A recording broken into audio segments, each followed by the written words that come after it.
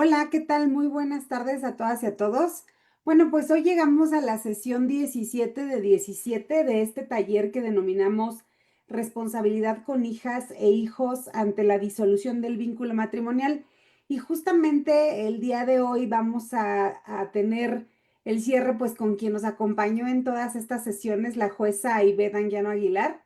Y el tema es muy importante, se llama modificación de convenios o sentencias ante el cambio de condiciones sociales. ¿Cuáles son mis opciones? Y bueno, pues como ustedes saben, hoy es nuestra última sesión. Este taller fue organizado entre el Centro de Integración Juvenil, Sede Tlalpan y Ecos de Sor Juana Asociación Civil, y hemos planeado seguir organizando una capacitación por mes en temas legales y una capacitación por mes en temas de salud mental. Así que estén muy atentos a nuestras redes porque justamente vamos a regalar un taller sobre TDAH, trastorno de déficit de atención con hiperactividad, y este taller va a ser dirigido a directivos y a docentes. Va a ser un Zoom máximo para 100 personas y va a tener valor curricular. Así que estén muy atentos de este y de las siguientes sesiones. Y bueno, voy a permitir presentar a la jueza Ivette Anguiano Aguilar. Ella, como ustedes saben, tiene 18 años de carrera en el Poder Judicial del Estado y ha ocupado cargos desde técnico judicial, desde notificador, secretario judicial y visitadora auxiliar familiar, y actualmente es jueza del Juzgado Séptimo Familiar en Ecatepec con residencia en Coacalco. Ella es licenciada en Derecho por la UNAM, por la Universidad Nacional Autónoma de México, y es diplomada en Derecho Fiscal por la UNAM también FES Aragón. Es maestra en juicios orales por el Centro de Estudios Superiores en Ciencias Jurídicas y Criminológicas, y también tiene diferentes capacitaciones en perspectiva de género, perspectiva de infancias y perspectiva de personas en situación de vulnerabilidad. Bueno, y también ha sido docente a nivel posgrado en diferentes universidades públicas y privadas. Bueno, pues muchas gracias y bienvenida, jueza. Muchas gracias, Regi. Muchas gracias a Ecos de Sor Juana. Bueno, como ya hemos venido platicando en charlas anteriores, este taller se diseñó para que como padres, como docentes, como sociedad, podemos ir identificando los derechos de nuestras niñas, niños y adolescentes, sobre todo en aquellos casos en donde papá y mamá se separan y debemos enfocarnos toda la sociedad, así como las autoridades jurisdiccionales, en atender las necesidades de estos niños. Entonces, bueno, ya hemos ido observando y platicando qué es la patria potestad, qué es la guarda y custodia, qué es un régimen de visitas y convivencias y cómo se van a garantizar todos los derechos de los hijos. En muchas de las ocasiones, bueno, nos llegan a preguntar como personas juzgadoras o incluso ahora en estos talleres, qué es lo que sucede con esos convenios y qué es lo que sucede con esas sentencias. Bueno, primeramente yo quisiera comentarles que no importa si ustedes llevaron a cabo un convenio ante un juzgado o ante el Centro de Mediación, Conciliación y Justicia Restaurativa, porque ambas resoluciones que se dictan, es decir, tanto los convenios que son aprobados por una autoridad jurisdiccional o los convenios que son aprobados por el Centro de Mediación, Conciliación y Justicia Restaurativa, son obligatorios, son vinculantes y sobre todo tienen la característica de que se elevan a cosa juzgada. Esto quiere decir que adquieren una firmeza, eh, adquieren firmeza en sus planteamientos, en su ejecución. Ahora bien, no hay que perder de vista que a diferencia de otras materias, como pudiera ser la materia civil o la materia mercantil, en donde un juzgador, al dictar una sentencia o al aprobar un convenio y elevarse a categoría de sentencia ejecutoriada, hace las veces de una cosa juzgada. ¿Qué quiere decir? Que bueno, estas sentencias o estos convenios no deben modificarse a menos que haya una causa justificada. En materia civil y en materia mercantil, bueno, estas sentencias al surtir esa firmeza o al elevarse a una categoría de cosa juzgada, se vuelven inamovibles. Yo sé que nos acompañan profesores, que nos acompañan padres de familia, y vamos a tratar de no hablar como con términos muy jurídicos. Pero bueno, es ese efecto de una sentencia, es decir, cuando se dice, cuando ustedes escuchen que hablamos que surten efectos de cosa juzgada, quiere decir que son inamovibles, que no pueden venir a modificarse en razón de la voluntad de las partes. Pero yo quisiera comentarles que en materia familiar no existe como tal la cosa juzgada. ¿Por qué? Porque, bueno, se derivan de relaciones familiares o se derivan de relaciones, digamos, sociales. Esto quiere decir que cuando ustedes lleven a cabo un convenio ante un juzgador o ante estos centros de conciliación o mediación, deben tener muy en cuenta que durante el tiempo o durante la vida de nuestros hijos van a ir cambiando las necesidades. Y es importante que veamos más allá de las condiciones sociales o de las condiciones familiares que se viven en ese momento.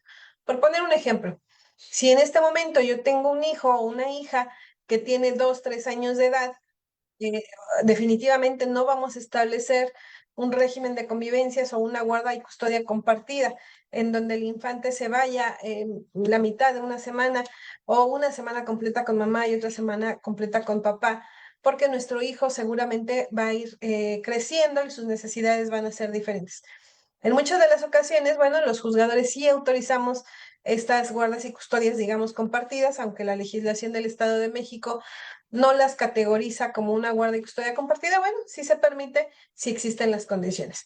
Y entonces ustedes deben observar, por ejemplo, en dónde se van a ejercer estos regímenes de convivencia o guardia y custodia. Vamos a pensar, si nosotros llevamos a cabo un régimen de convivencia en donde el padre o la madre se va a llevar al infante una semana y el otro padre la otra semana, ¿qué va a pasar con ese pequeño? ¿En dónde va a tener su lugar de estudios? ¿Esto va a ser agotador para él o no va a ser agotador? Todos estos tipos de circunstancias las tenemos que ir visualizando y centrando en las necesidades de los infantes. Cuando los niños viven en localidades diferentes, por ejemplo, uno en el Estado de México y otro en la Ciudad de México, definitivamente en el caso de su servidora, normalmente no apruebo convenios en donde los niños tengan que estar yendo y viniendo, porque es un cansancio para ellos, es agotador para los padres, entran en una dinámica muy complicada. En algunas ocasiones, por ejemplo, cuando ya se celebraban convenios de esta naturaleza y escuchamos a los infantes, nos dice, es que yo prefería quedarme con mi papá o con mi mamá, pero ya de manera definitiva, porque cuando estoy con uno se me olvida pues mis útiles escolares, el uniforme, los tenis, en fin, incluso la ropa que a ellos les gusta utilizar, sus juguetes. Tengo que estar yendo y viniendo. Entonces, la sugerencia es que todas estas panoramas o todos estos contextos que ustedes tienen en materia familiar los podamos plasmar en un convenio, pero orientándonos en el bienestar de los niños. Y entonces, que este convenio nos permita que no solamente atienda las necesidades que tenemos en este momento familiares, sino que en el transcurso del tiempo sean efectivas. Vamos a hablar, por ejemplo, de la pensión alimenticia. Ya sea que por sentencia o por convenio se determine una pensión alimenticia, bueno, el juez debe verificar que esta pensión vaya incrementándose año con año para que el poder adquisitivo de esa pensión que se fijó no se vea mermada. Ejemplo de ello, bueno, hay personas que nos dicen, vamos a fijar una pensión alimenticia a razón de 5,000 pesos. Pero entonces el juez o la autoridad que sancione y apruebe este convenio deberá identificar cómo es que vamos a ir modificando esa pensión alimenticia. Si se va a incrementar de acuerdo al valor del salario mínimo, si se va a incrementar de acuerdo a las sumas, a las unidades de medida y actualización, o si vamos a fijar a lo mejor el costo porcentual promedio como un índice o un porcentaje que nos sirva para ir incrementándolo. Porque es evidente que los 5,000 pesos que actualmente, o el valor que tienen esos 5,000 pesos, el poder adquisitivo, no va a ser el mismo en 2, 3, 4, 5 años. Entonces, bueno, estos convenios deben tener esa visión para que no estemos acudiendo al juzgador e incluso para que no cause complicaciones o conflictos entre las partes contratantes. Lo mismo ocurre con la guardia y custodia. Hay ocasiones que determinamos, por ejemplo, una guardia y custodia para infantes o un régimen de convivencias y decimos, el niño se va a ir todas las vacaciones con papá o todas las vacaciones con mamá. Pero de repente llegan los chicos y nos dicen, bueno, es que a mí nunca me preguntaron. Para mí es muy cansado y es muy desgastante irme a todas las vacaciones. O bien, yo quiero permanecer con el padre que ejerce la guardia y custodia. Entonces debemos ser tan objetivos, tan equitativos y sobre todo tan previsores que estos convenios nos sirvan a lo largo del tiempo. Pero bueno, ahora la pregunta sería, una vez que yo ya tengo ese convenio o esa sentencia en donde ya se han determinado todos estos derechos de los infantes, ¿qué sucede? Toda la vida nos vamos a quedar con este convenio, con esta sentencia? ¿Y qué pasa si las condiciones que se fijaron en aquel momento ya no son idóneas o ya no prevalecen en la actualidad? O bien, alguna de las partes al ejercer la guardia y custodia o al ejercer ese régimen de visitas y convivencias, estamos violentando derechos de los infantes. Y entonces a veces se cree de manera incorrecta que ya no podemos hacer nada con esas sentencias o con esos convenios porque ya se elevaron a categoría de cosa juzgada y ya están firmes, ya adquirieron esa inamovilidad, digamos, de esa sentencia. Ello no es así. En materia familiar, este principio de cosa juzgada, este principio de firmeza, no se cumple siempre y cuando las condiciones hayan cambiado. Vamos a pensar que yo llevé a cabo un convenio en donde me obligué a dar 15,000 pesos de manera mensual para la alimentación de mis hijos. Pero resulta que yo caigo en un estado de necesidad. No sé, me quedo sin empleo, me vuelvo una persona incapaz de obtener esa cantidad. Entonces, bueno, tenemos que acudir de nueva cuenta ante el juzgador para hacerle notar y sobre todo acreditarle en juicio que las condiciones que prevalecían en el momento en que se dictó la sentencia o en que se aprobó el convenio han venido modificándose y con motivo de ello es necesario modificar también los términos y las condiciones de estos convenios o de estas sentencias. ¿Cómo lo hacemos? Bueno, en el Estado de México a través de una controversia, así se denomina la vía, controversia sobre el Estado civil de las personas y del derecho familiar, le vamos a narrar al juzgador, número 1, en qué consiste nuestro convenio. Número 2, ¿qué condiciones prevalecían en aquel momento cuando lo suscribimos? Y número 3, ¿cómo fue que se modificaron esas condiciones y que ese convenio o que esa sentencia que él dictó ya no es posible cumplirla en los términos ordenados? Entonces, al tener identificados estos 3 elementos, bueno, va a ser procedente nuestra acción. Ya sea, vamos a pensar, para modificar esa pensión alimenticia, ya sea incrementándola o reduciéndola, o esa guarda y custodia de los infantes. Puede suceder, hemos hablado también en charlas pasadas, que todos como padres o como madres tenemos habilidades parentales. Pero no quiere decir que las habilidades parentales que yo tenía en un primer momento ya no las tenga en este momento o sigan siendo las mismas. Y a veces nuestras habilidades parentales pudieron haber sido muy efectivas durante la primera infancia, durante la niñez, durante la adolescencia o finalmente pueden ir cambiando. De tal suerte, bueno, que como padres tenemos esa responsabilidad de día a día irnos preparando para las necesidades de nuestros hijos, de ir cumpliendo de manera muy genérica no solamente las cuestiones económicas o materiales, sino también las espirituales, las psicológicas, e irnos preparando como progenitores. Es muy común que después de haber llevado durante algún tiempo algún convenio, alguna sentencia y estarlo cumpliendo y estarlo ejecutando, alguno de los padres se acerca a nosotros y nos indica que ya no es posible llevar a cabo ese convenio. Y entonces sí, hay necesidad de volver a ponerlo a consideración de un juzgador, de darle a la otra parte la posibilidad de ser escuchado y oído en juicio. Van a tener ambas partes la posibilidad de aportar pruebas. Obviamente el juzgador ordenará de nueva cuenta se realice esta práctica de pruebas y sobre todo, como ya lo hemos dicho infinidad de ocasiones, bueno, escuchar a nuestros infantes para que ellos nos den nuestra opinión y poderla valorar de manera conjunta. Entonces, bueno, ¿qué tenemos que hacer? Acudir a este juzgador, llevar a cabo todo este proceso, ir desahogando las probanzas que consideramos son oportunas y finalmente, con base en todos estos material probatorio, el juez deberá pronunciarse respecto de las nuevas condiciones. Entonces, bueno, es importante que visualicemos entonces, número 1, que las sentencias definitivas no causan firmeza procesal si logramos acreditar que las condiciones han cambiado. Pero también es importante que no hagamos un uso abusivo del derecho. ¿Qué quiere decir esto? Que atendiendo a mis necesidades como padre o atendiendo a mis necesidades como madre, haga un uso abusivo del derecho y entonces por alguna situación de falta de comunicación con el padre o la madre, por algún tema de falta de comunicación incluso con nuestros hijos por parte de nuestro contrario, bueno, hagamos otra vez todo un procedimiento cuando es evidente que las condiciones no han cambiado. En algunas de las ocasiones, fíjense que es muy común que llevamos a cabo o dictamos una sentencia a las personas juzgadoras e imponemos el pago de una pensión alimenticia, por poner un ejemplo, a razón de un día de salario mínimo general vigente. Pero resulta que en aquel momento logramos acreditar que el deudor alimentario tenía cierto nivel económico y que era necesario o que era prudente fijar esa pensión alimenticia. Suele suceder que al no estar de acuerdo, haber recurrido ya la sentencia, el Tribunal de Alzada la declaró firme, se fueron al amparo, los juzgados o los tribunales federales la declararon, negaron el amparo y declararon la firmeza de esta sentencia.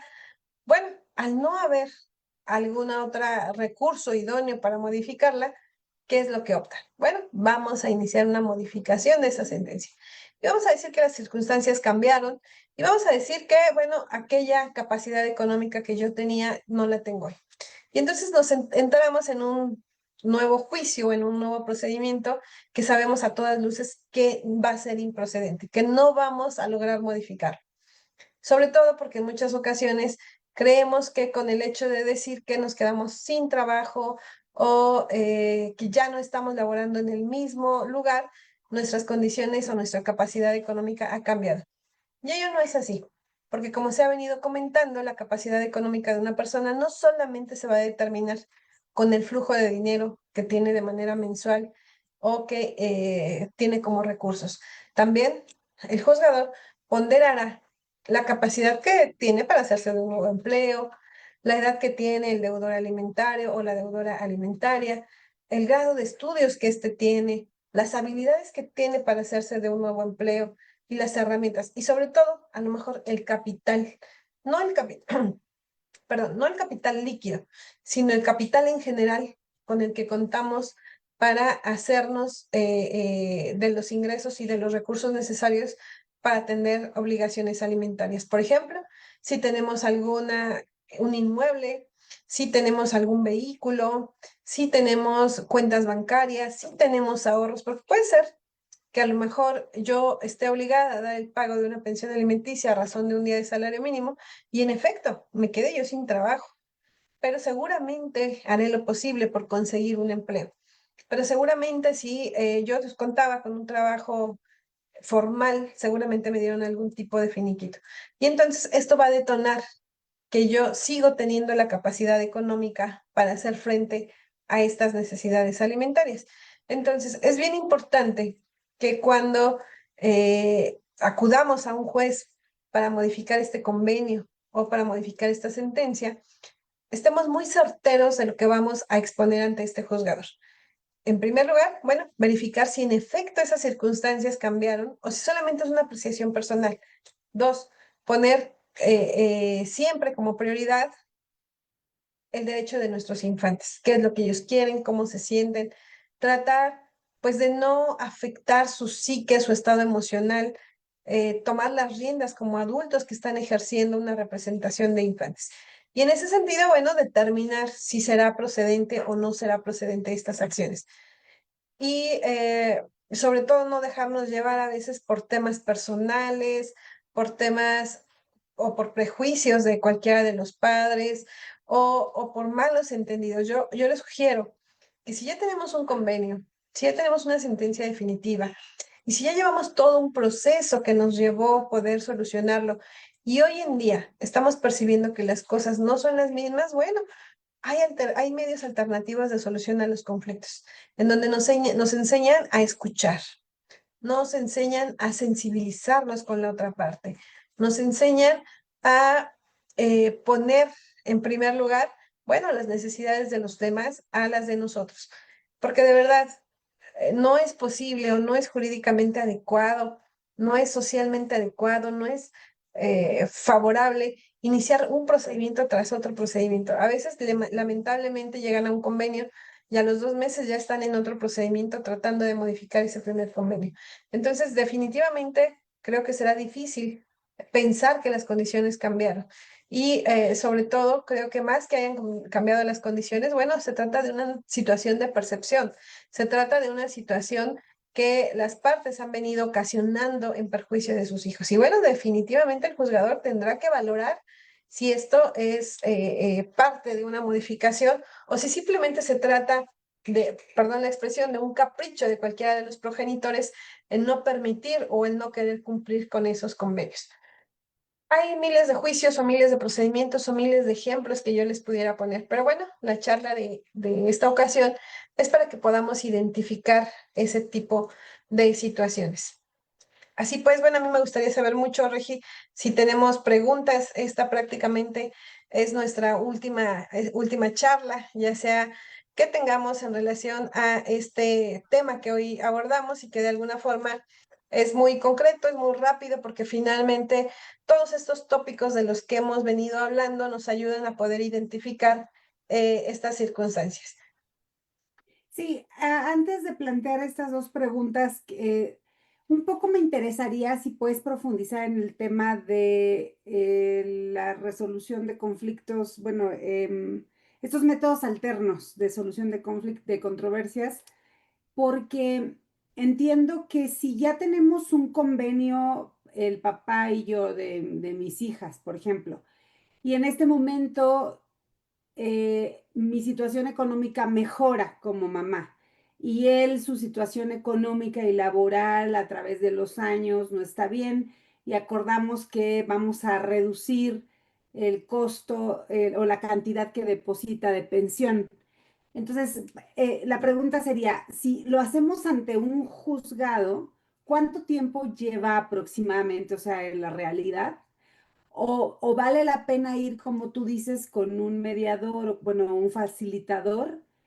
Y luego entiendo que también en los municipios ya hay esta figura de persona facilitadora a través de estos juzgados cívicos y hay juez cívico y ellos también firman los convenios y se elevan a cosa juzgada, bueno, se cargan en el sistema y se reportan al Centro Estatal de Mediación. Entonces aquí las dudas es, para facilitar las cosas, por ejemplo, yo que vivo en Sinacantepec, puedo ir con el facilitador de Sinacantepec o es más conveniente acercarme a los juzgados, pero en tiempo cuánto tarda, o voy al centro de mediación del estado, o sea, las tres opciones son viables, rápidas, tú Sí, dime. bueno, muchas gracias.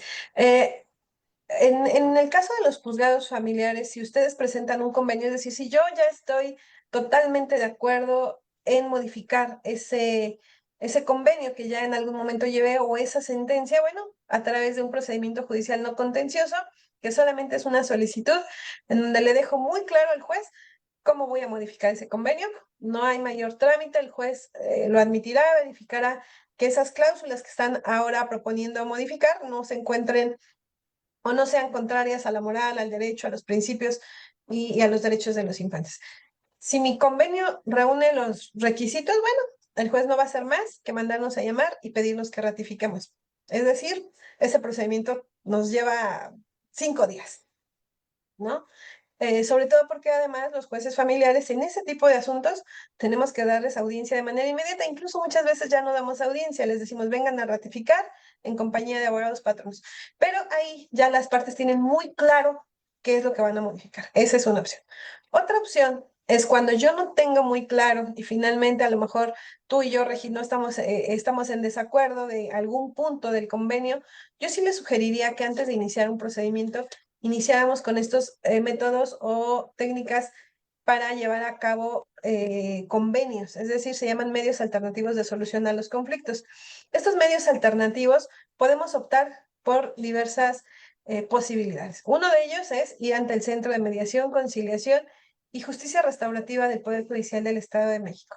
Aquí vamos, voy yo como mamá de Camila, como mamá de Daniela, y les hago saber que tengo la intención de mandar a llamar a su padre para que a través de un facilitador nos pongamos de acuerdo.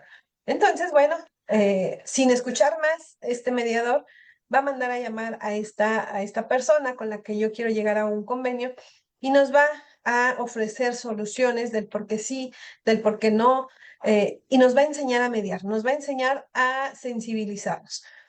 Esta es una opción, los trámites son totalmente gratuitos e incluso cuando ustedes acuden al Centro de Mediación, Conciliación y Justicia Restaurativa, no es necesario que vayamos acompañados de abogado patrón.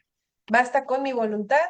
El centro de mediación a través de un citatorio lo manda a llamar, hacemos una primera sesión, ahí se tocan los puntos de qué es lo que vamos a resolver y finalmente nos sensibilizamos. Si llegamos a un convenio, bueno, él mismo lo aprueba, es decir, ya no nos remite a un juez, él mismo lo aprueba.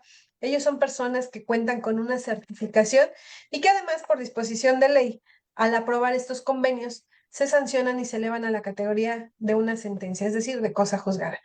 Esto pudiera ser una opción. Hoy en día también sabemos que hay en los municipios, en los ayuntamientos, hay estos jueces cívicos. Estos jueces cívicos ahora ya cuentan con esas certificaciones, es decir, yo me certifico como mediadora, conciliadora, y no solamente en los ayuntamientos, también hay particulares que hoy en día se certifican como mediadores y conciliadores y entonces también hacen este ejercicio sin necesidad de ir al centro de mediación y conciliación. La ventaja que tenemos, por ejemplo, en los ayuntamientos es que entiendo que estos jueces cívicos incluso laboran sábados, incluso dependiendo de qué ayuntamiento sean, entonces nos acercamos, podemos ir a buscar a estos jueces cívicos y harán exactamente el mismo ejercicio, porque ellos ya están certificados.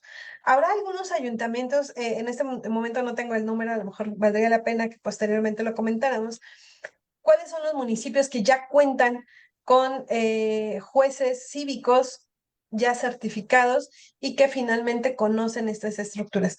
Estas personas ya son personas totalmente capacitadas en tres temas. Uno, en temas jurídicos, obviamente, porque ese convenio debe tener ciertas características para que sea ejecutable. Dos, que son personas ya sensibilizadas y que tienen estas posibilidades de ofrecernos estos medios alternativos. También quisiera hablar yo de los DIF. Los DIF o las Procuradurías de Protección de Niñas, Niños y Adolescentes también ya cuentan con algunas personas certificadas que sus convenios también se elevan o se sancionan con categoría de cosa juzgada. Entonces, bueno, antes de iniciar cualquier proceso y que de nueva cuenta nos enrolemos en temas de esa naturaleza, porque a veces incluso ofrecemos testigos, llevamos a cabo esta confesional y este tipo de pruebas empiezan a enardecer a lo mejor la poca comunicación que tenemos y impide que llevemos a cabo estos mecanismos o que solucionemos de una forma importante. Hoy en día, cuando iniciamos cualquier controversia en materia familiar, nuestro código procedimental nos obliga a mandar a las personas al centro de mediación, sobre todo antes de iniciar el desahogo de las pruebas, porque se considera que una vez ya iniciando el desahogo de pruebas, además de que ya nos generó un transitar en tiempo y un desgaste a lo mejor económico, un desgaste emocional, bueno, estamos más libres hasta ese momento de prejuicios, estamos más libres, somos mucho más espontáneos, tenemos una disposición diferente a llegar a un convenio. Y entonces, bueno, también nosotros los mandamos. Pero es bien importante que conozcamos que existen estos medios y que a veces, aunque pensemos que hay pocas posibilidades de que nuestro contrario se sensibilice, de verdad, utilicemos estas instancias porque son personas preparadas, son personas que conocen estas mecánicas y que nos ofrecen estos medios alternativos. Bien, muchas gracias. Ahora, híjole, hay muchas preguntas. Dice, estoy divorciada desde hace 5 años. Nunca me han dado pensión o nunca ha pasado pensión, pero sí exige verlos. Se dictaminó que tendría que acudir a terapia para modificar la convivencia. Nunca asistió. Actualmente mi niño tiene 12 años y tiene un diagnóstico de TDAH. El papá no cree en eso. La psicóloga recomienda restringir la convivencia. La familia me recomienda ya no dejar la interacción. El papá es muy chantajista con ellos y todo me condiciona. ¿Qué puedo hacer? Bueno, aquí tendremos que partir de algo que hemos venido comentando mucho y esa parte, de verdad, yo insisto mucho con el padre o con la madre, normalmente que es el custodio. A veces decimos, bueno, si él o ella no está cumpliendo con esta pensión alimenticia y yo soy la que absorbo todas las obligaciones económicas de mi hijo, entonces creo o tengo esa percepción incorrecta que yo puedo suspender este régimen de visitas y convivencias o esta convivencia. Eso es algo realmente equivocado Yo sé que hay muchas de las ocasiones que nos sentimos impotentes, pero debemos pensar en nuestros hijos. Olvídense de pensar como mamá, olvídense de pensar como papá. Y entonces, si él está o ella está violentando el derecho de sus hijos y no les da alimentos, entonces no voy a hacer yo algo más grave y entonces ahora ya no dejo que veas a papá o a mamá, porque finalmente esa es también una violación grave a los derechos humanos de los hijos. Incluso hoy en día la Suprema Corte se ha pronunciado que si yo como madre yo no permito o impido esa convivencia, tengo el riesgo de perder esa guarda y custodia o perder esa patria potestad respecto de mis hijos. Entonces, yo les sugiero que siempre acudan a un juez. Si ya tengo una pensión alimenticia, pues voy a ejecutarla, voy a cuantificarla. Si el deudor o la deudora alimentaria aún así no me paga, bueno, pues vamos a embargar bienes. Si no tiene bienes que embargar, bueno, vamos a iniciarle la carpeta de investigación por el delito de incumplimiento de obligaciones alimentarias. Será aprendido o será aprendida y de verdad, a veces hasta ese grado llegamos cuando, bueno, ya todo el mundo se une y entonces hace la cooperación y finalmente se paga. Pero no hay que ejercer un derecho abusivo, es decir, como tú no me das alimentos, entonces ahora no ves a mi hijo, porque finalmente ambos estamos violentando los derechos de nuestros hijos. Esa es una primera sugerencia que yo les hago. Dos, no acudamos a personas que no son especialistas en derecho. Por ejemplo, si a mí mi psicólogo, mi psiquiatra, mi terapeuta me dice, suspende las visitas y convivencias, quiere decir que es una persona que no sabe de derecho y que no sabe las consecuencias que esto puede llevar. Diferente sería que yo acuda ante un juez y le diga, oye, mi hijo o mi hija tiene estos problemas, tiene TDAH, no sé, tiene autismo o simplemente tiene un tema de rebeldía que en este momento me está generando problemas porque el padre o la madre viene y hace algún tipo de interferencia parental inadecuada. Entonces, tu juez valora la necesidad de suspenderme ese régimen.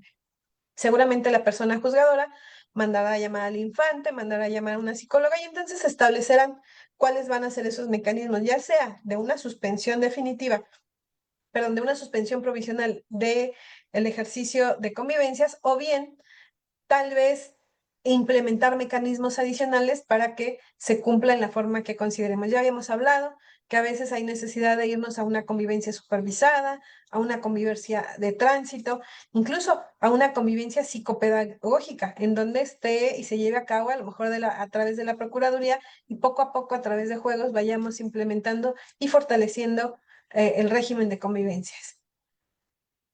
Bien, muchas gracias. Dice, mis hijos tienen necesidades especiales como autismo y el progenitor no le da la atención médica necesaria. ¿Esto es causa suficiente para perder la custodia completa? Bueno, como habíamos comentado, la custodia solamente va a ser el derecho que yo tengo de vivir y de cuidar a mi hijo. Y la patria potestad, bueno, son derechos diferentes. Cuando hablamos de la pérdida de la guarda y custodia, significa que él ya no la va a ejercer, ahora la voy a ejercer yo, o ella ya no lo va a ejercer y ahora lo va a ejercer el padre con ciertas características. Hay que ver si estos infantes en realidad tienen ese problema. Número uno, si tenemos un diagnóstico, si tenemos un pronóstico y si entonces el padre o la madre está incumpliendo con ese diagnóstico y pronóstico. Pero si yo como padre o como madre supongo que mi hijo tiene TDAH o supongo que mi hijo tiene autismo, bueno, no podemos partir de suposiciones.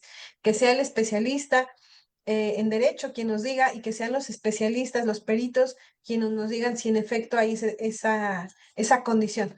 En muchas ocasiones, por ejemplo, hay papá o mamá, uno de ellos dice, no, mi hijo solamente tiene un tema de comportamiento y el otro o la otra persona dice, no, estoy seguro que tiene TDAH. Y entonces, mientras uno ya está pretendiendo a lo mejor medicarlo, el otro está pretendiendo que no se haga. Yo le sugiero que acudan de verdad ante un juzgador y le hagan saber de manera muy pormenorizada por qué es que ustedes consideran que sus hijos tienen cierta o cual condición.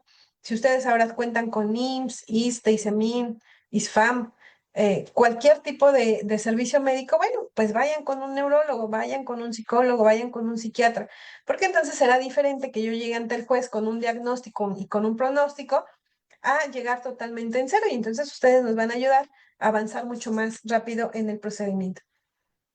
Bien.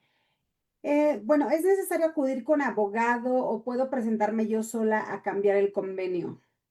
No, no, no. Recuerden que un convenio quiere decir que es una Ya le entendí. Pensé, si me pregunta que si debe ir asesorada, bueno, habrá que ver qué tipo de convenio. Si ustedes son personas ya adultas y estamos conviniendo a lo mejor un tema de guardia y custodia, un tema de religión y convivencias, pues no habrá problema. El problema es cuando a lo mejor estamos pensando en el quantum, porque si ustedes no se acompañan de un abogado, puede ser que posteriormente venga la otra persona o uno mismo y diga, no, yo no conocía los alcances de ese convenio. Entonces, lo mejor es que sí asistan con un abogado, o si no, acudamos a estos centros de mediación y conciliación, porque ahí no les van a pedir ningún tipo de abogado. Esa es la diferencia entre el juez y el centro de mediación. Bien, dice, en una primera audiencia al hacer el convenio, si las partes no están de acuerdo en cuanto a este y deciden irse a juicio, el juzgador mediante la reconvención de la otra parte, valorando las pruebas y documentales que tiene, puede hacer el cambio de guarda y custodia provisional por el bien y defendiendo la integridad del menor. Sí, recuerden que los jueces en cualquier momento pueden cambiar una guardia y custodia o modificar un régimen de visitas y convivencias en favor del infante. Pero esto no quiere decir que con el simple dicho de la parte actora o con el simple dicho de la parte demandada vayan a actuar de manera inmediata. Primero, siempre y en todos los casos, lo aconsejable es darle vista a la parte contraria para que le demos el derecho de audiencia, puedan probar y seguramente el juez ordenará si es una situación que deba en ese momento solucionarse, seguramente mandará a traer al infante, seguramente hará alguna pericial en psicología, y si advierte que hay un tema grave, bueno, seguramente va a cambiar esa guardia y custodia de manera provisional. En algunos otros de los casos es mucho más difícil poderlo acreditar. Por ejemplo, vamos a pensar que de lo que se duelen es de una violencia psicológica. A diferencia de la violencia física, es algo que el juzgador no va a poder percibir de manera directa. Incluso, aún hablando con el infante, si se está doliendo una de las partes de alguna interferencia parental, pues difícilmente el juzgador con una escucha de un niño podrá identificarlo. Sí, a veces hay luces de que existe una interferencia parental, pero la prueba reina, la prueba idónea será la pericial en psicología. Entonces, seguramente no va a modificar esta guardia y custodia hasta en tanto tengamos elementos más objetivos. Pero vamos a pensar, se trata de una violencia física en donde el infante evidentemente ha estado lesionado, lo mandamos a llamar y nos dice que en efecto papá o mamá le ocasiona estas lesiones, pues creo que ahí el juez de manera pronta debería dictar una medida provisional y una medida de protección, incluso para que no se acerque ese padre o esa madre que ha generado estos actos violentos graves en favor o en contra del infante, perdón.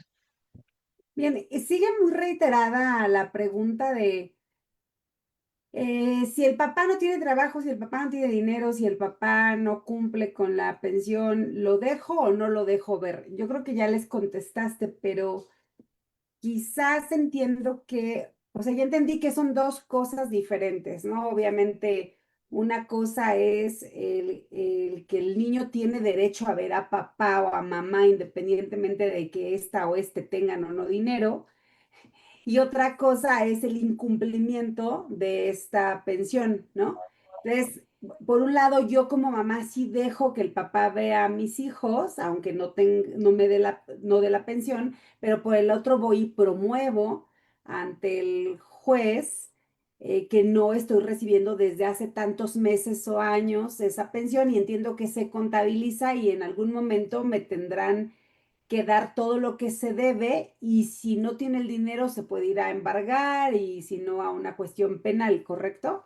Claro, fíjate que a manera de ejemplo, fíjense que les voy a comentar un expediente muy, muy triste. Eh, Tenían los padres ya tiempo complicándose, llegan a un convenio, mamá se queda con guardia y custodia, papá con un régimen de convivencia y obviamente papá tenía que pagar una pensión alimenticia. De repente, por algunos temas de adultos que finalmente sucede, el padre decide que ya no le va a dar pensión alimenticia porque ya tenía la mujer una nueva pareja y entonces decía, no, ya no le voy a dar y entonces que esa persona cubra las necesidades. Cuando la mamá vio esto, dijo, ah, pues ahora no te dejo ver al niño. Y entonces no le dejaron ver al niño.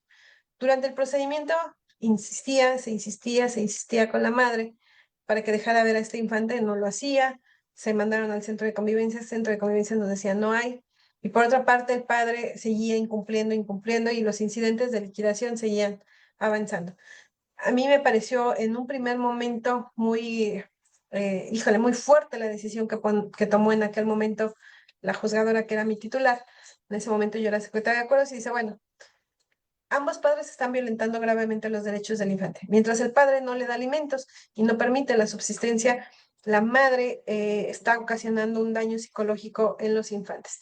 Entonces, mandaron a traer a terceros, mandó a valorar a abuelos paternos y abuelos maternos, eran personas ya muy grandes. Dijo la juez, no, no puedo dejarlo con ellos porque son personas adultas mayores, arriba de 70, 75 años. Ahora vamos a traer a tríos para ver quién de ellos puede servirnos como un puente para garantizar los derechos de los infantes y entonces las partes se van a un proceso psicoterapéutico que les enseña a ver esto. Entonces, de verdad, estos asuntos a veces se vuelven tan complicados porque viene el tío, viene la tía, de padre y de madre, entonces hacemos una valoración, quién de ellos tiene mejor psique para hacerse cargo de manera provisional, quién de ellos nos garantiza mejor.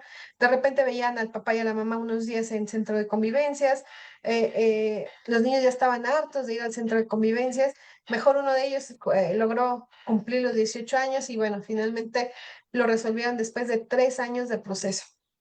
De verdad, apartémonos de nuestros prejuicios, apartémonos de nuestras necesidades como seres humanos y enfoquémonos en nuestros hijos. De verdad que cuando uno hace el primer cambio en la forma de pensar, va contagiando al otro. Y si finalmente el otro no lo logramos contagiar o a la otra persona no la logramos contagiar, bueno, nosotros sabemos que estamos garantizando y entonces hay que atender a nuestros hijos para que finalmente ellos no absorban estas actitudes prejuiciosas o perjudiciales para ellos. Entonces, sí lo podemos hacer. ¿Se necesita un esfuerzo? Sí, pero bueno, sí lo podemos llevar a cabo. Sí, muchas gracias. Y aquí el tema es como muchas veces eh, salimos de una relación de tanto dolor, tanto hombres como mujeres, y todavía celotipia o celos y entonces considero que una vez que terminamos la relación, la otra parte no tiene derecho a rehacer su vida y de ambas partes eso es un motivo de tanto dolor o enojo que no se ha procesado y como aquí en este caso que cuentas, pues en quien repercutía totalmente eran los niños, ¿no? Y la causa era pues un celo no fundado, ¿no? Esta idea de porque ya tienes una pareja, ya no, entonces estás destinada a nunca tener pareja. Y Y también la mamá que decía, pero ok, entonces no te dejo ver a los niños porque ahí te pego. O sea, y no se dan cuenta que el mayor afectado o afectada va a ser la niña o el niño, ¿no? fíjate que apenas recibimos aquí a un adolescente en donde él me dice, yo sí quiero ver a mi papá, la guardia de custodia la está ejerciendo mamá, yo sí quiero seguir viviendo con mamá en casa, pero tengo un tema con mi papá. Mi papá, bueno, hay dos niños. Uno de ellos fue muy, muy chistoso porque me dice, es que mi papá se enoja porque yo le digo mentiras. Y le digo, ah, entonces, ¿y por qué le dices mentiras? Dice, no, es que yo le digo verdades, pero él quiere que le diga mentiras. O sea, no se lograba el niño poder expresar o porque ya había causado su padre tanto lastimo psicológico que él dice es que, pues mi papá no le gusta que le diga mentiras, pero cuando yo le digo, entonces a veces dices mentiras, dice, no, es que yo le digo las verdades, pero él quiere las mentiras que para él son verdades. Entonces, tenía un juego de palabras, el pequeño tiene 7 años, y finalmente lo cierto es que papá quería escuchar lo que él pretendía, y cuando no lo escuchaba, entonces se enfurecía. Eso fue uno de los pequeños. Otro de los pequeños me decía, yo me llevo súper bien con mi mamá, me llevo súper bien con mi papá, pero mi papá empezó a subir a redes sociales algún material en donde se revictimizaba, bueno, así no me lo dijo el infante, ¿no? Pero bueno, el papá se hacía el dolido por la relación que había roto con mamá y lo empezó a subir a redes sociales, lo empezó a etiquetar y el infante o el adolescente, porque es un adolescente, empezó a percibir estas etiquetas, sus compañeros también, y ahí la mamá decidió cerrarle el Facebook al niño y suspenderle por decisión propia estas convivencias. Cuando se logró hablar con los padres, ambos reconocieron que existía estos temas y se les explicó a través de un facilitador que mandamos a traer del centro de mediación cómo estos actos, además de revictimizarnos nosotros mismos, tienden a causar prejuicios sociales en nuestros hijos, porque entonces ya todo el mundo le preguntaba, oye, ¿es cierto que pasó esto entre tus papás? Entonces debemos ser muy cuidadosos y si tenemos una necesidad de hablarlo, bueno, que no lo hablemos con Facebook ni con Instagram, que vayamos con un psicólogo, con un especialista que nos enseñe, nos escuche y nos enseñe a obtener estas herramientas que nos van a ayudar y no aventar esa carga emocional a los infantes o a los adolescentes, porque de verdad es muy triste que no podamos poner en antesala los derechos de nuestros hijos. De verdad, así lo deberíamos hacer. Entonces, cualquier programa que tengamos, yo le sugiero, vamos ante el juez, vamos a pedirle que él sea quien nos mande estos procesos psicoterapéuticos y vamos avanzando y caminando de manera oportuna en estos temas. Bien, dos preguntas más. Una de ellas es justamente hay más, pero bueno, que cuántos municipios tienen mediador. Yo quiero aprovechar para decirles que justamente ahorita es el Poder Judicial a través de su centro estatal lanzó la convocatoria y ya está capacitando y va a certificar en próximos días a más de 50 mediadores de diferentes municipios, bueno, facilitadores se les llama ahora de acuerdo a la ley. Y entonces es muy posible porque la ley ya alcanzó a todos los municipios, tanto la ley de justicia cívica como la ley general de los mecanismos. Entonces ya alcanzó a todos y entonces ya todos los municipios tienen que tener este juzgado cívico y tienen que tener este juez cívico y además tienen que tener facilitadores. Entonces, yo lo que les diría es que vayan a su municipio. Estas figuras dependen, de acuerdo a la ley, del secretario del ayuntamiento. Del secretario del ayuntamiento depende una coordinación de juzgados cívicos o uno o dos o no sé cuántos juzgados cívicos tenga cada municipio. Y cada juzgado cívico debe de contar con su juez cívico y su facilitador, un médico, psicólogo y policías. Entonces, acudan al municipio y pregunten o entren a las páginas, porque en estos momentos, además, seguramente aquellos municipios que no lo tengan ya lo van a tener certificado porque está este proceso de certificación en el Estado de México. O sea, nada más.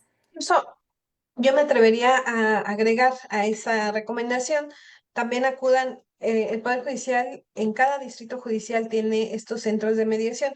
Ellos tienen un horario diferente a los órganos jurisdiccionales, ellos tienen un horario hasta las 6 de la tarde. Entonces, bueno, se nos facilita si trabajamos por las mañanas, a lo mejor ir por las tardes y hacer estos procedimientos. Es decir, si tenemos la intención, de verdad hay muchísimos mecanismos para poderlo llevar a cabo. Incluso ellos también nos pueden derivar a estos centros, perdón, a mediación, conciliación. Ellos los pueden llevar también al centro de convivencias en una primera etapa para empezar a generar esas condiciones que les permita posteriormente ya tener convivencias libres con los niños. Entonces son instancias muy oportunas para atender estas necesidades. Bien, y por último dice, trabajo en una secundaria. Tengo un alumno quien el padre es el que tiene la guarda y custodia, por lo que él realizó la inscripción en la escuela. La madre se acerca con nosotros y pide que le demos información sobre el desempeño académico del niño, argumentando que está solicitando que ella sea quien tenga la guarda y custodia. Sin embargo, al no ser tutora ante la escuela, el padre nos prohíbe brindarle información a la mamá, aludiendo que ella no cumple con el régimen de visitas, pues no acude por su hijo ni convive con él. Como institución educativa, ¿qué tenemos que hacer? Ok, esta parte es bien interesante y creo yo que valdría mucho la pena a lo mejor hacer charlas específicas para este sector, es decir, para los profesores. Como ya hemos comentado, una cosa es la patria potestad y otra cosa es la guardia y custodia. Vamos a pensar que yo perdí o yo no tengo la guardia y custodia de mis hijas y las tiene a lo mejor su papá. Eso no quiere decir que yo pierda los derechos sobre mis hijas. Lo único que quiere decir la guardia y custodia es que papá y mamá están separados, que eso es un hecho, y que alguno de los dos está ejerciendo los cuidados del infante. Solamente eso quiere decir la guardia y custodia. Entonces, ¿qué va a pasar? Sí, yo soy la madre y entonces llego y yo inscribo a mi hijo y digo, mira, yo tengo la guardia y custodia, sí, pero le dejo muy claro, señora, que esto solamente es la guardia y custodia, de tal suerte que si viene el padre y me pide datos de su hijo, cómo va en su aprovechamiento, si él quiere incluso venir a los temas de festivales escolares, bueno, él tendrá que estar aquí presente, porque no tengo ninguna restricción. Diferente es que a mí me llegue una madre o un padre con una sentencia definitiva en donde el otro progenitor haya perdido la patria potestad. Y va a ser muy claro el juez, va a decir, se pierde la patria, pierde la patria potestad de sus hijas y se le restringe cualquier tipo de derechos respecto de los infantes y subsisten las obligaciones alimentarias. Así lo van a encontrar. Cuando ustedes tengan esa prohibición, entonces sí, le va a decir al papá o a la mamá, ah, ok, deme su sentencia para que cuando venga el otro padre, yo le muestre que tengo una restricción y que no puedo darle ese tipo de orientación. Eso es lo más efectivo. Ahora bien, si ustedes están en proceso y están pasando por una o por otra, bueno, es importante pedirle al juez que gire ese oficio a la escuela para que le den esta oportunidad. Sí, me ha sucedido que a lo mejor papá o mamá están ejerciendo la guardia y custodia y no le permiten al otro enterarse de la situación académica. Entonces, bueno, ahí sí le damos un oficio para que lo lleve a la escuela y sea esta escuela quien ya, con motivo de una orden judicial, permita estos acercamientos. Incluso a veces les decimos, además los deberás dejar acudir a festivales, estar al tanto de la educación de tus hijos, deberás informarle talleres y otras actividades que ellos realicen, porque no ha perdido una patria potestad. Los hijos no son propiedad de nadie, tampoco son un elemento que podamos apropiarnos. Entonces, véanlo en el sentido de que los hijos son los que tienen los derechos, no los padres. Sí, creo que aquí obviamente pensando en este directivo o docente, pues quien prohíbe, quien les está prohibiendo en este caso es el papá. Entonces, lo ideal es decirle al papá, bueno, pues nosotros ya nos asesoramos y ya nos dijeron que no le podemos negar esta información a la mamá, pero si hubiera una restricción, por favor que el juez nos mande la información. Vaya usted, papá, a pedirle al juez que nos mande el escrito en donde diga que no puedo ni avisarle ni permitirle y que hay restricciones, ¿no? O sea, no hay de Exactamente. otra más que en este interés superior del niño, la niña y el adolescente, los docentes siempre actúen en función de este interés superior, ¿no? Claro, Y no por amenazas o eso, sino que pensando siempre en que, como bien lo dices, el niño no tiene dueños y el niño tiene derecho a ver a ambos y ambos tienen derecho a saber cómo va el niño en la escuela, ¿no? por supuesto, por supuesto, incluso en algunas ocasiones sí se llega a restringir, por ejemplo, el tema de que el papá no custodio, pues no puede ir por el hijo, sobre todo cuando hay temas graves, cuando hay medidas de protección, porque a veces no hemos determinado una pérdida de una patria potestad, pero sí se imponen algunas medidas de protección para que no se acerque a los lugares, que ya vimos también las medidas de protección, para que no se acerque a los lugares de estudio, de trabajo, de recreación de los niños y de la madre o el padre custodio. Pero eso ya es una determinación específica que les tendrá que llegar por escrito. A ver, director de tal colegio, te hago saber que hay medidas de protección, por tanto, tienes tú a tu disposición esta orden y en caso de que veas rondando al padre o que él venga cuando ya sabe y es conocedor de esta medida de protección, manda a llamar a las fuerzas policíacas para que lo detengan. O sea, pero son órdenes muy específicas ya dirigidas al director de estos centros escolares.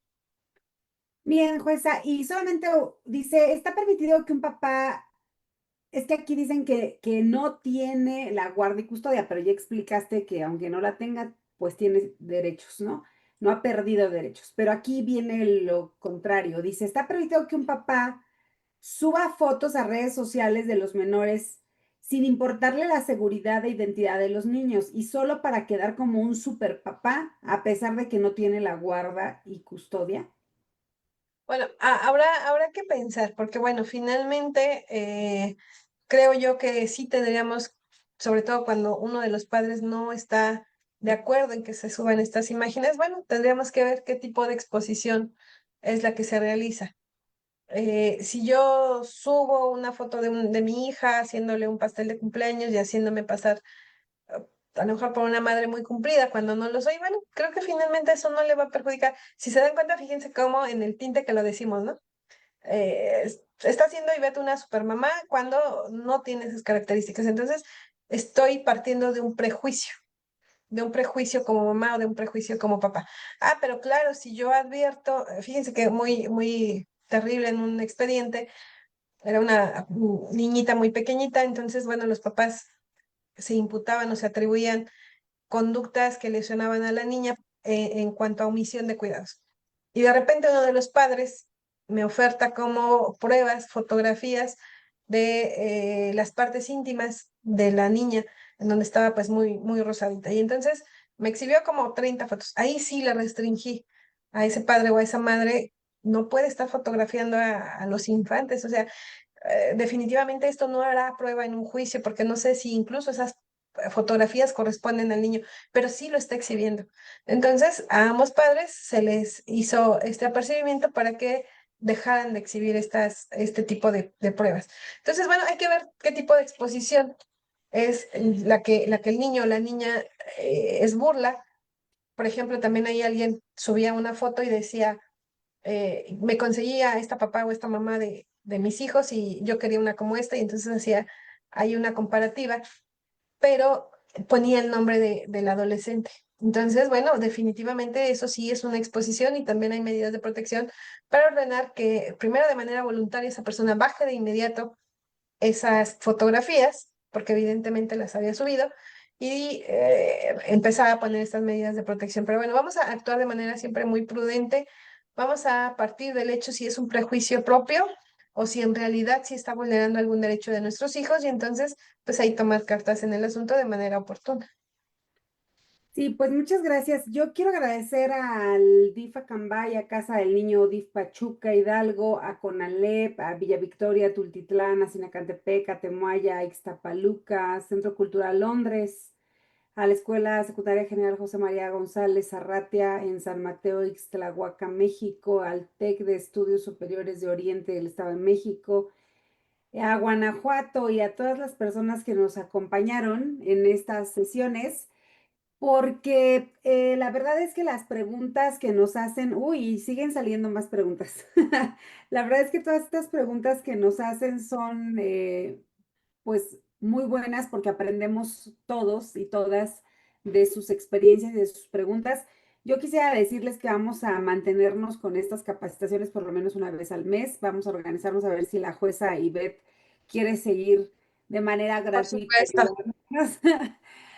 Pero creo que sí es bien importante llevar todos estos temas hasta ustedes y empezar, y yo siempre he dicho que el binomio con salud mental es bien importante y más cuando estamos en esta disolución del vínculo matrimonial o cuando ya no existe el vínculo matrimonial, pero es que no tenemos que olvidar, por ejemplo, esta última pregunta de, sube fotos para quedar bien. Es que yo sigo tan dolida o tan dolido que cuando le tocan sus visitas o su convivencia al papá o a la mamá con los niños y él aprovecha esa convivencia para subir una foto haciendo un pastel, por ejemplo, y poniéndose como la supermamá, te sigue generando tanto, no tienes sanados todo esto, este proceso y sigues teniendo sentimientos que no solo le están haciendo daño al niño o a niña, sino a ti, ¿no? Entonces es necesario sanarlos porque yo lo que le diría a esa mamá o papá en el grupo de amigos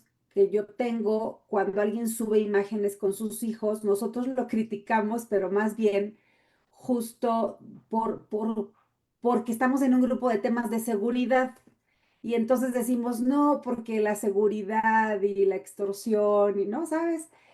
Eh, pero no lo miramos que si está tratando de lucirse o no, sino que, oh, aguas, porque estás poniendo en riesgo por la imagen, ¿no? Pero porque ya estamos muy metidos con el miedo de la seguridad. Y yo veo otras mamás, compañeras de la escuela de mis hijas, que suben imágenes de vacaciones o demás con sus hijas, y a mí me da mucha tristeza no poderlas subir porque es un pacto que yo tengo con el papá de no subirlas, pero a mí me encantaría subirlas con ellas abrazadas y caminando, ¿sabes? Me encantaría comentárselo al mundo, pero ya después pienso y digo, no es tan necesario con que yo sepa que lo vivo, que vivo con ellas todas esas experiencias, quizás no es necesario que todas mis amigas o todo el mundo sepa que sí tengo una super relación con mis hijas, ¿no? Entonces yo creo que son prejuicios, son temas no terminados y por eso es bien importante que sigamos en estas capacitaciones de salud mental y de derecho familiar. Y bueno, pues jueza, no sé si quieras decirnos algo más y muchísimas gracias por todo. Pues yo de verdad agradecerles a todos todas estas preguntas que nos hacen. Hoy he tenido la oportunidad de que van compartiendo a través de estos medios electrónicos estas charlas y entonces de repente llegan o más preguntas o también nuevas oportunidades de seguir conociendo. Entonces, bueno, mi sugerencia, y si tú me lo permites, Regi, yo encantadísima de seguir llevando a cabo actividades, a lo mejor, pues que también ellos nos propongan qué tema les gustaría que resolviéramos o si tal vez lo pudiéramos hacer a través de una dinámica diferente en donde les demos uso de un micrófono y podamos hablar como de manera más específica de situaciones, solamente, bueno, con esas restricciones, no número de juzgado, no número de expedientes, sino temas en general, para que todos vayamos aprendiendo de estos temas en el momento en que seamos más responsables como padres, como madres, como sociedad, haremos un cambio y cada uno desde nuestra trinchera podemos lograr cosas mágicas, de verdad. Pues muchísimas gracias, jueza. La verdad es que mi admiración, mi cariño, mi respeto Gracias. por todo tu profesionalismo. Yo que llevo años de conocerte en esta trinchera, en ese lado. La verdad es que yo sé que vamos a poder seguir haciendo cosas que incidan, que eso es lo que buscamos finalmente, y que sobre todo tengan una repercusión en beneficio de las niñas, niños y adolescentes y en beneficio de la salud mental, de la salud económica, de la salud emocional, de la salud social, que merecemos como mamás y papás y que merecen nuestras hijas e hijos. Y bueno, pues muchas gracias y seguimos en comunicación. Hasta la Mucho, siguiente. Regi. Hasta Estén luego. atentos en Bye. las redes, chicas y chicos, atentos. Hasta luego.